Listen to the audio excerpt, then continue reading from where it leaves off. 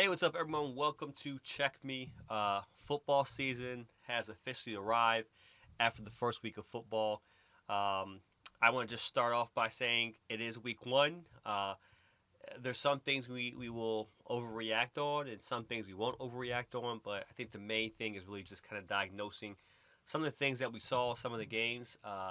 And I want to start off, of course, with the Philadelphia Eagles and our win over the Patriots.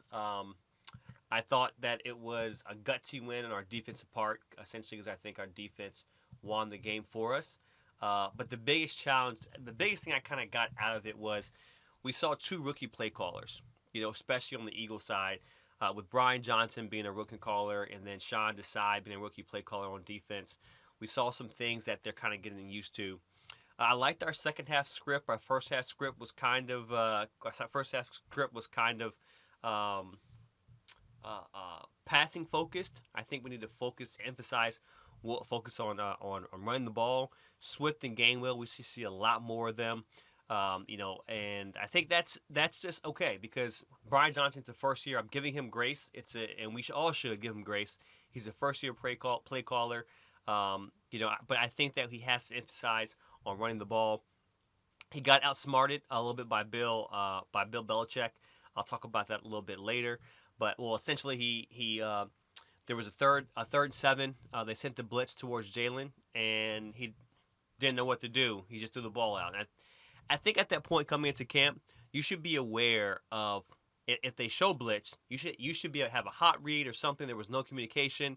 It was third down. They sent the blitz, and Jalen Hurts ended up taking a sack. The next time it happened, the very next series, they didn't show blitz on that. But we had a screen call to anticipate the blitz.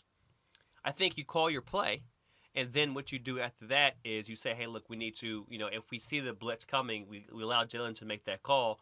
If we see the blitz coming, then he checks to a screen or some type of play concept towards the blitz because it's important for every quarterback to know to throw at the blitz. So, but I thought the second half script was a lot better. I thought that, of course, there's miscues as far as Jalen Hurts fumbling the ball. But I felt that the second half script was a lot better. We came out with a lot more intensity, a lot more execution. We gave up only 6 points in the second half, and we put 9 on the board. So we finished. So the real MVP of the game goes to our special teams. Our special teams were phenomenal today. We kicked, I'm not sure how many field goals we kicked. We kicked 4 field goals. Jake Elliott was 4 for 4. 56-yard field goal. He didn't miss extra point. I'll cite that for the weather. But we did well on kick return. We did well on kick return. Not only that, our punt coverage team was phenomenal out there. We didn't really allow any type of big runs back, especially with New England Patriots and their special teams, what they did last year as far as having some punt returns back.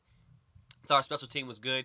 Thought our defense was solid. I love our front. I love our defensive front that we have, being able to rotate guys. They were on the field a lot.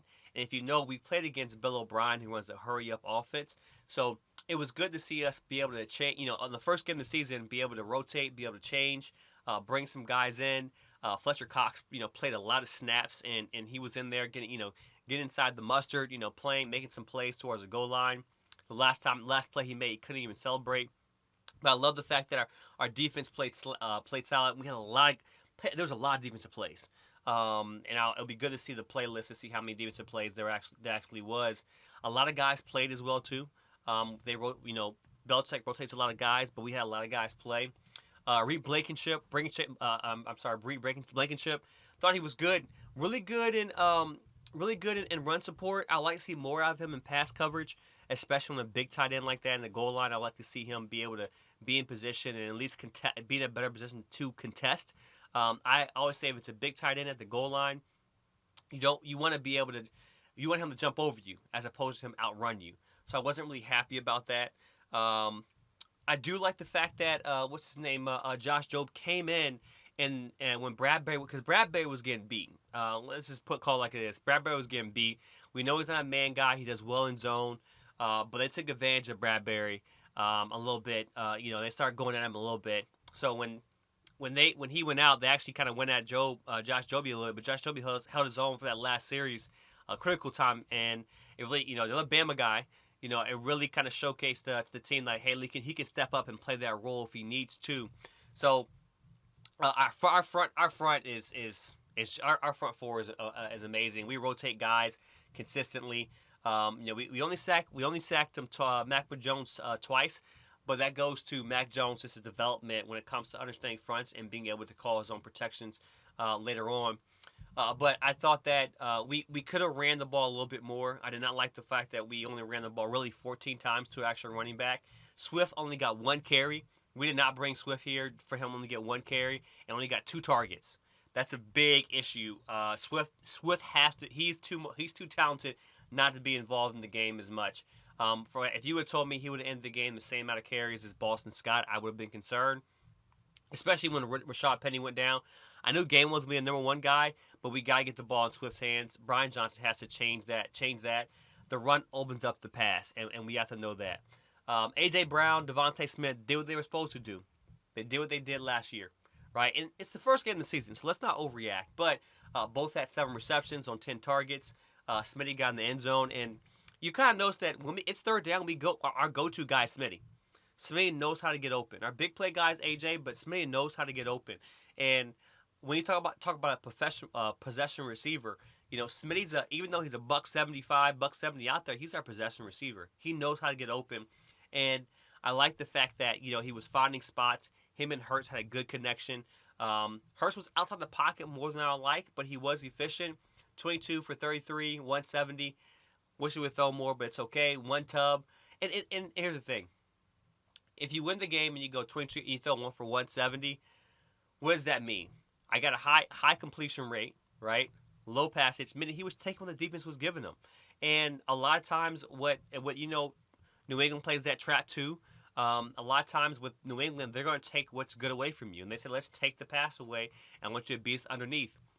The maturity of Jalen Hurts, what I saw in the game, which I love, was taking what the defense is giving you.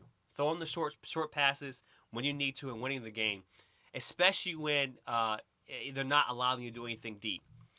And typically with young quarterbacks or quarterbacks that have big play receivers or need to develop, if you take away the mid to deep passes, they don't know what to do. Guys like Kyler Murray, they don't know how. Joe Burrow, they don't know how to consistently take what the defense is giving you.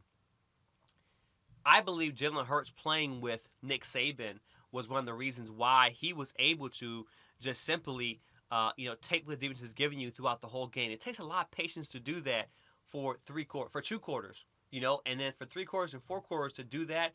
I love the fact that he was mature, taking what the defense was giving him, throwing the short route. Those 3 or 4 yard passes that can easily be runs, especially with Brian Johnson's play calling. So the maturity of Jalen Hurts throughout the game, what I saw was a huge win, was just taking those short passes, the dink and dunk. If you're moving the ball, you're moving the ball. Even though we got 4 field goals out of it, I love the fact that he did that. Slay was phenomenal. Slay we won the game because of Slay. Not just on his interception, but Slay was just his coverage. And the time that they caught the ball on him, it looked like we were in quarters coverage, not necessarily man coverage. So he was passing him along, and the guy found a good spot. But Slay was phenomenal. Him and Fletcher Cox are the anchor of that defense. And I felt Fletcher Cox led by example today, getting hurt, getting back in there, then making some plays. But I like what I saw from us from Philadelphia.